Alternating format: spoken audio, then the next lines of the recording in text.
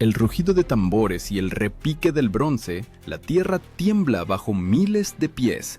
Ante ustedes, un ejército que podía marchar del océano al desierto, de las montañas a las estepas, y por todas partes dejaba la misma huella: orden, hierro y sangre.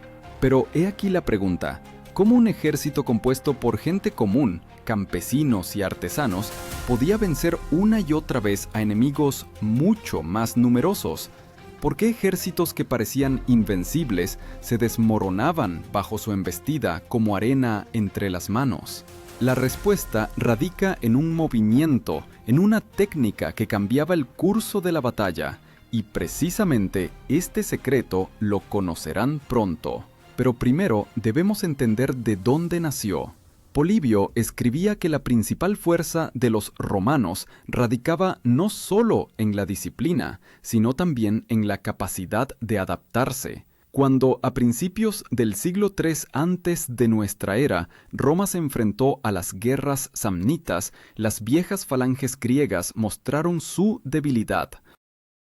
Las enormes murallas de escudos no resistían el relieve accidentado de las montañas y los pasos estrechos. Donde la falange griega se quebraba, los romanos aprendieron a moverse con flexibilidad. Estos guerreros con escudos pesados y espadas cortas se llamaban astati. Eran como la primera línea en el movimiento de danza del ejército, cubriéndose a sí mismos y distrayendo al enemigo. Su tarea no era destruir al enemigo, sino trabar combate, extender sus fuerzas y dar tiempo a los comandantes para la maniobra.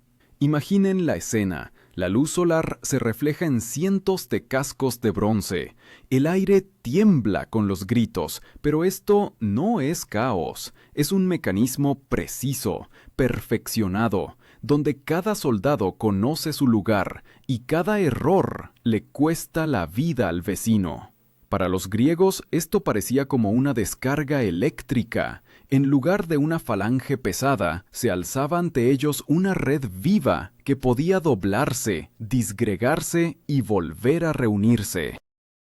Y precisamente aquí nace la clave. Si el enemigo está acostumbrado a ver ante sí una muralla de hierro, ¿cómo se comportará cuando esa muralla súbitamente abra el flanco? Pero hasta esa técnica aún hay que llegar, lo que significa que debemos ver cómo Roma preparaba sus ejércitos para las batallas decisivas. La Roma antigua no ganaba batallas por número, las ganaba por preparación. Polibio escribía que la disciplina y los entrenamientos entre los romanos eran más estrictos que en cualquier otro ejército de la antigüedad. El soldado comenzaba el día con una marcha pesada, 20 kilómetros por terreno accidentado con equipamiento completo. El peso de su armamento llegaba a 30 kilogramos. No era solo el escudo y la espada, sino también la armadura, las lanzas arrojadizas y provisiones de comida para varios días. Si comparamos, es como si un soldado moderno fuera al combate con 2 mochilas a la vez. Un papel importante desempeñaba el orden en la legión.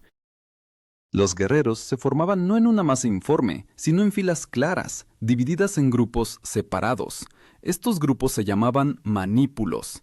Un manípulo es una pequeña unidad de aproximadamente 120 hombres que podía actuar independientemente. En esencia, la legión no representaba una muralla de piedra como la falange griega, sino cientos de ladrillos que se podían reorganizar en cualquier combinación. Precisamente los manípulos daban al ejército la flexibilidad que permitía realizar esa maniobra de flanqueo. Imaginen un enorme tablero de ajedrez, donde las figuras se mueven no según reglas estrictas, sino por orden del comandante. Un legado podía desplazar los manípulos hacia la derecha, otro podía adelantarlos y un centurión podía replegarlos. Al enemigo le parecía que luchaba contra un organismo único, pero en realidad eran cientos de pequeños puños que en cualquier momento podían abrirse o cerrarse. La clave de este sistema eran los oficiales. El legado comandaba la legión. Los tríbunos vigilaban la disciplina general y el abastecimiento. Los centuriones dirigían la formación en lo más espeso del combate. El centurión no era simplemente un oficial, se colocaba en primera línea, junto a sus soldados. Su cresta en el casco era visible desde lejos, y el enemigo entendía: si este hombre aún vive, significa que la formación no está rota. Pero la disciplina no son solo los comandantes. Los hallazgos arqueológicos muestran que incluso los campamentos de los romanos se construían con precisión matemática: líneas rectas, tiendas idénticas, caminos parejos. Cada soldado sabía cuál era su lugar, lo que significa que incluso de noche, en la niebla o en el pánico de un ataque, el orden no se desmoronaba. Y sin embargo, ningún sistema tiene sentido sin práctica. Por eso las legiones ensayaban durante semanas las formaciones. Las señales de los trompetistas eran el idioma con el que hablaba el ejército. Un sonido significaba avance, otro retirada, un tercero cambio de formación. En el estruendo de la batalla las palabras se perdían, pero las trompetas y tambores los oía cada uno. Imaginen un estadio donde decenas de miles de personas se levantan simultáneamente y comienzan a moverse al compás de la música. Ahora reemplacen a la gente en camisetas por gente en hierro, y en lugar de la alegría de los espectadores, los gritos de los moribundos. Así se veía la formación romana.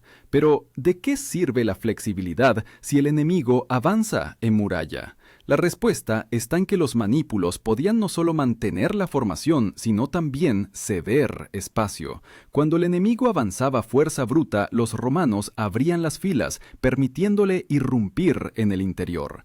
Parecía que la formación estaba rota, pero era una trampa. El enemigo quedaba en una bolsa y los manípulos se cerraban a sus espaldas. Así nacía el terreno para el golpe de flanco.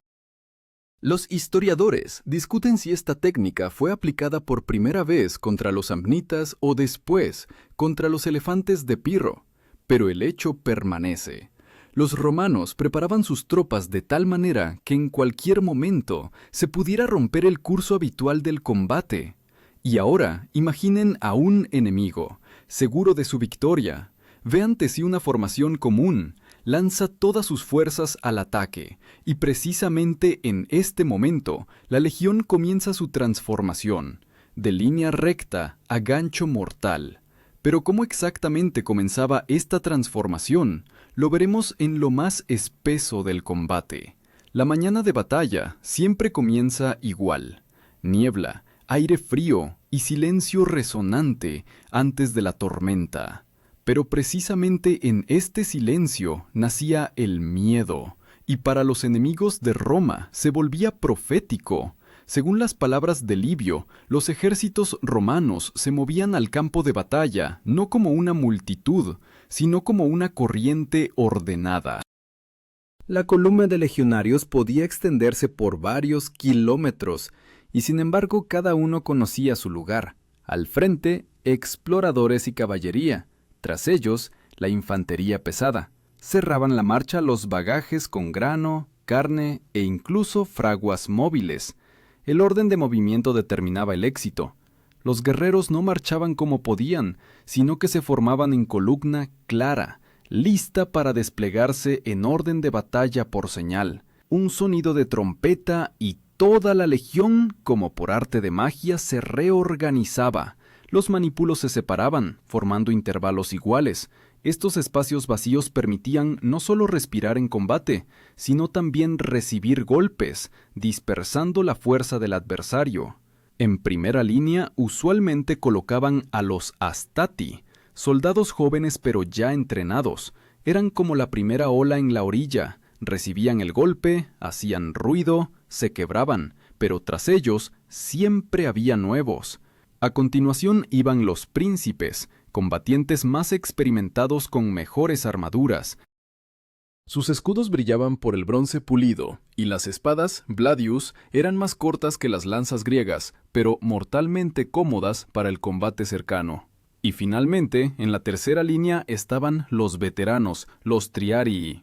Estos ancianos eran la última reserva, la última esperanza. En Roma incluso decían: el asunto llegó a los triarios, cuando la situación se volvía crítica. Pero no solo la infantería determinaba el desenlace. Una parte importante del inicio de batalla era la caballería. Los jinetes, armados con lanzas, se colocaban en los flancos. Su tarea era simple: proteger los bordes vulnerables de la legión.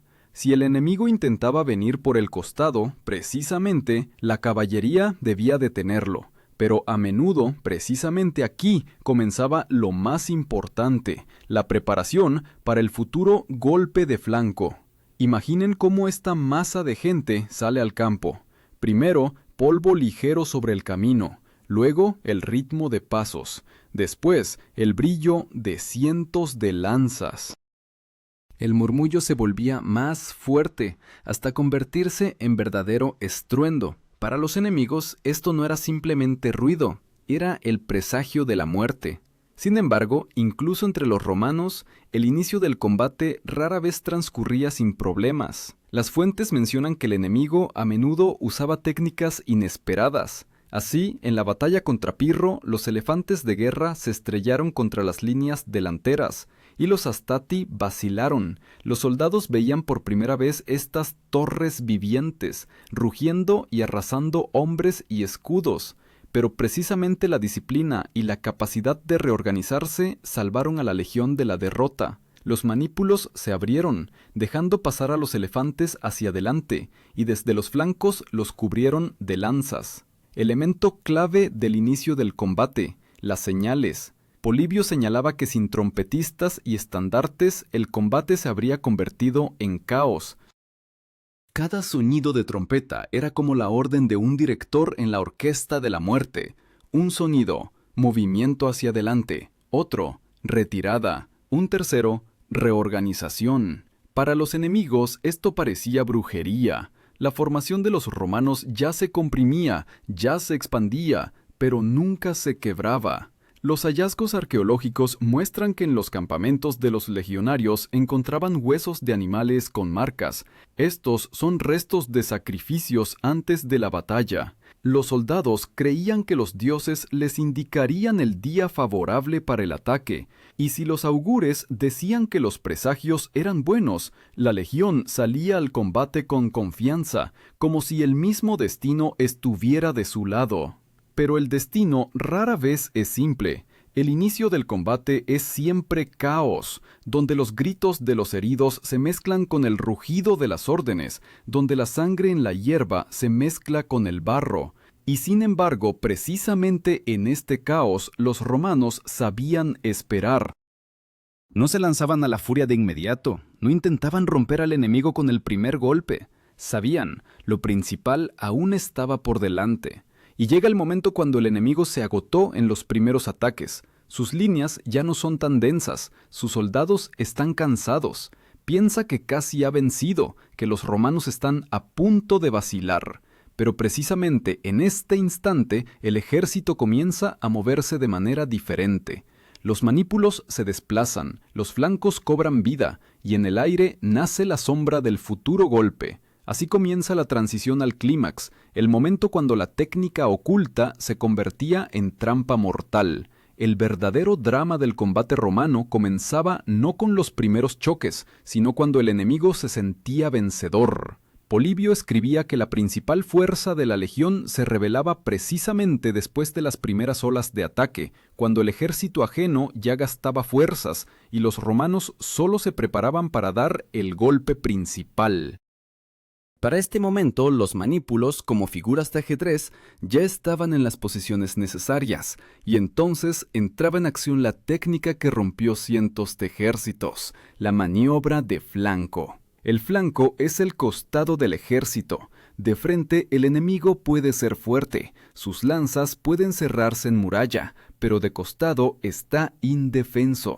Precisamente por eso, los romanos buscaban romper la formación del adversario y golpear donde no lo esperaba. Para hacer esto, la legión primero recibía el ataque de frente, permitiendo al enemigo estrellarse contra los Astati. Los soldados jóvenes resistían cuanto podían, y si la formación comenzaba a vacilar, en ayuda avanzaban los príncipes. Parecía que todo iba según el guión habitual, pero precisamente en este momento, por señal de trompeta, la caballería y los manípulos en los bordes de la formación comenzaban el movimiento. Imaginen este momento. El enemigo presiona hacia adelante. Sus soldados con gritos se estrellan contra los escudos romanos. Se oye el repique del hierro y el crujir de lanzas. Y de repente, las filas romanas como que respiran. Se abren, dejando pasar a adversarios individuales hacia adentro, y desde los bordes comienzan a cerrarse nuevas líneas. Era una trampa. El adversario quedaba rodeado, y desde los flancos lo recibía infantería romana fresca. Aquí el elemento clave era la caballería romana. Estos jinetes con lanzas y escudos redondos llamados equites rara vez podían quebrar al enemigo por número, pero siempre golpeaban en el punto exacto. Su tarea, dispersar a la caballería enemiga y liberar espacio para la maniobra. Cuando los equites llevaban al adversario a un lado, los flancos de la legión se desplegaban y golpeaban en el costado.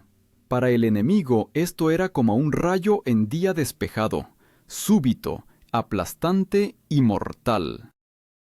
Plutarco describía cómo precisamente esta técnica funcionó contra la falange macedonia en la batalla de Pydna en el año 168 antes de nuestra era.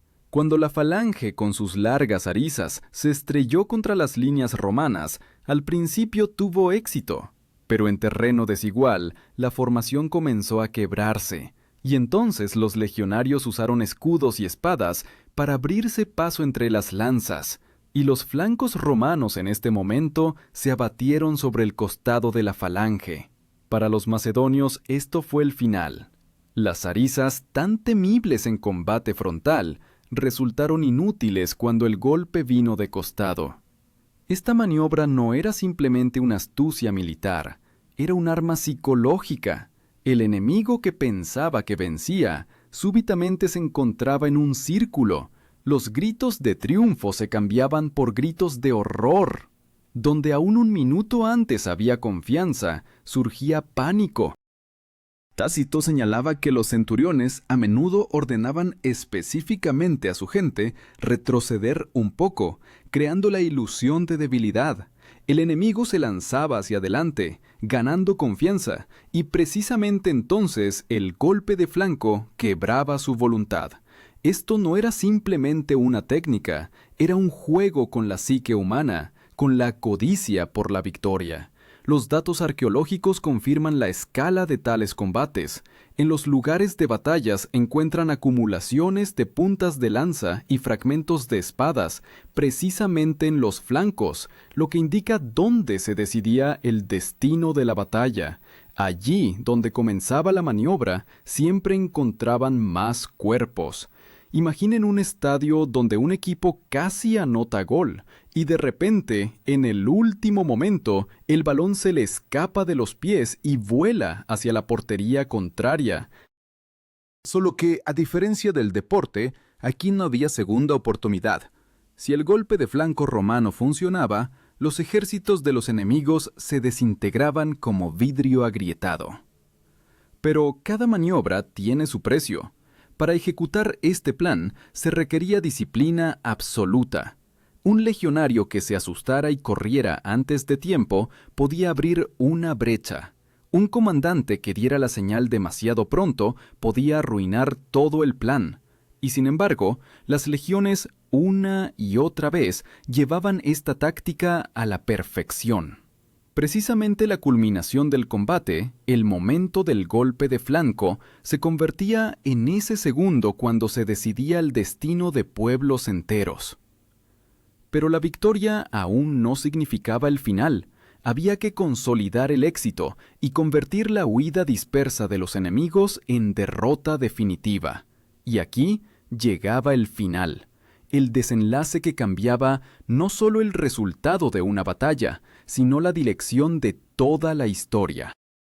Cuando el golpe de flanco se abatía sobre el enemigo, la batalla se convertía en cascada de horror.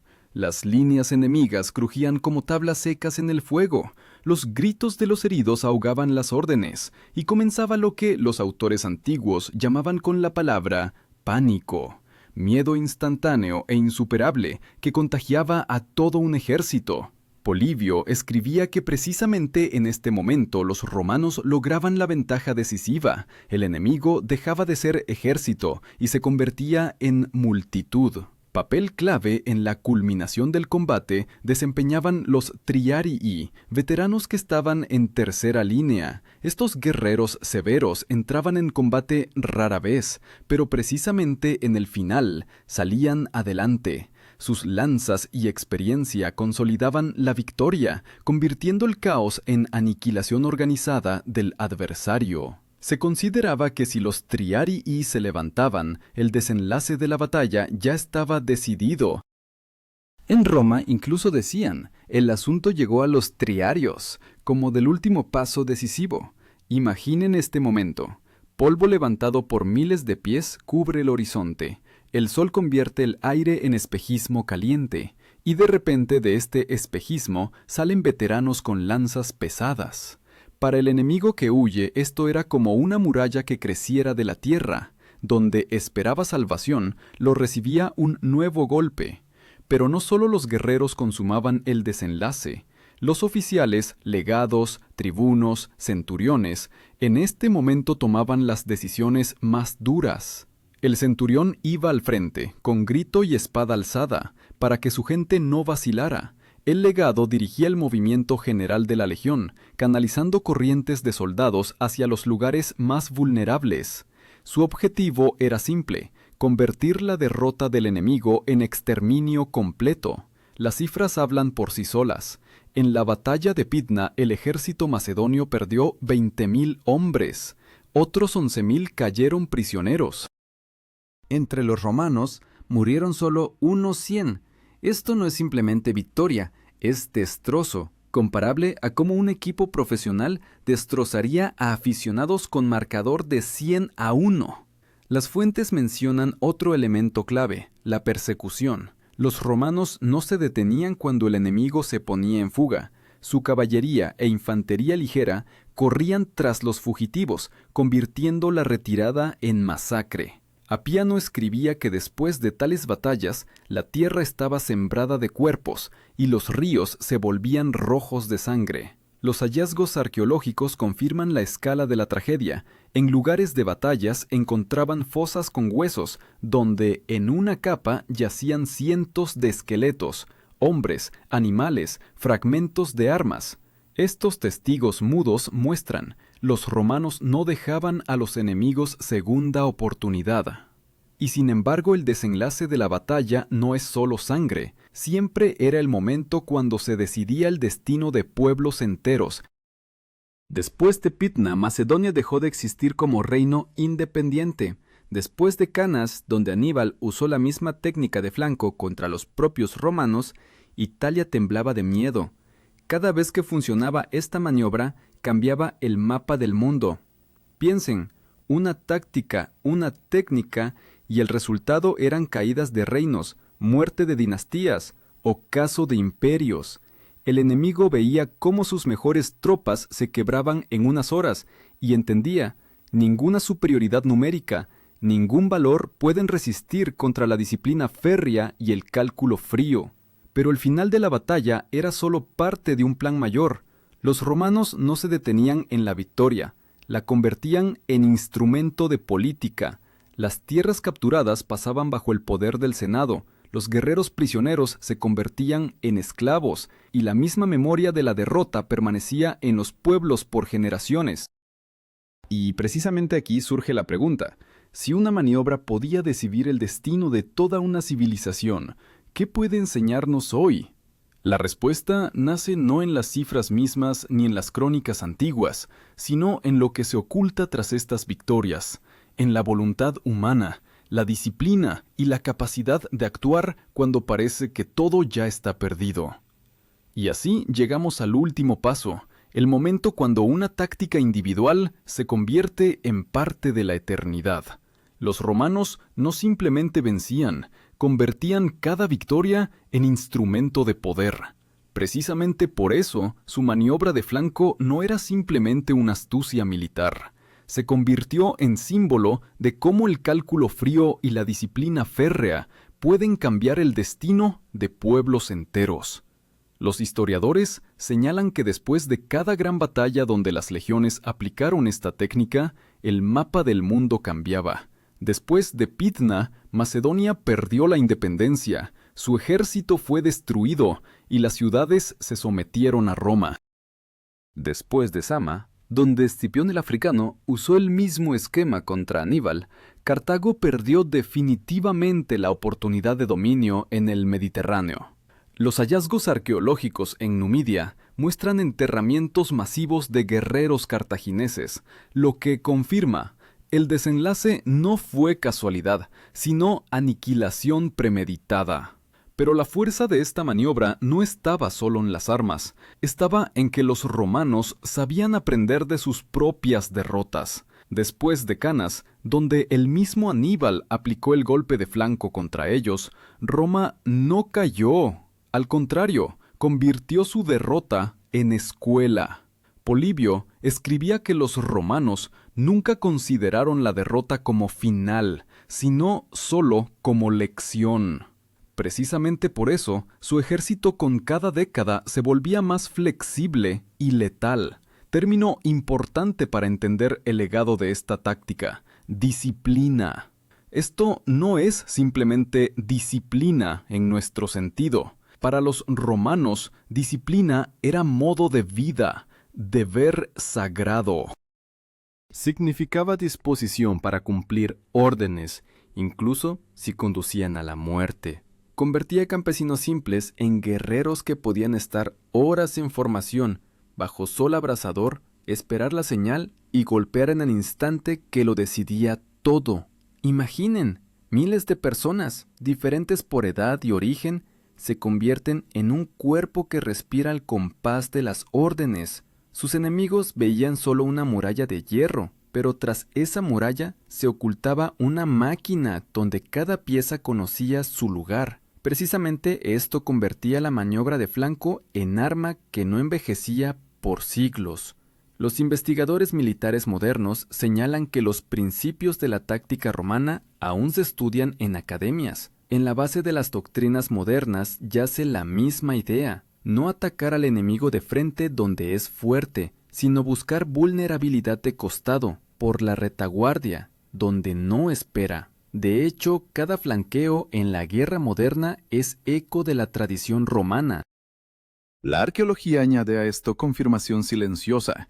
En lugares de campamentos antiguos encuentran líneas perfectamente rectas de fosos y caminos. Estas huellas muestran que el ejército podía en una noche convertir el campo en fortaleza. En esto también estaba la esencia de la maniobra de flanco. Funcionaba solo porque el ejército era máquina, capaz de precisión y orden en cualquier condición. Pero lo más sorprendente sigue siendo que tras toda esta técnica se ocultaba lo humano.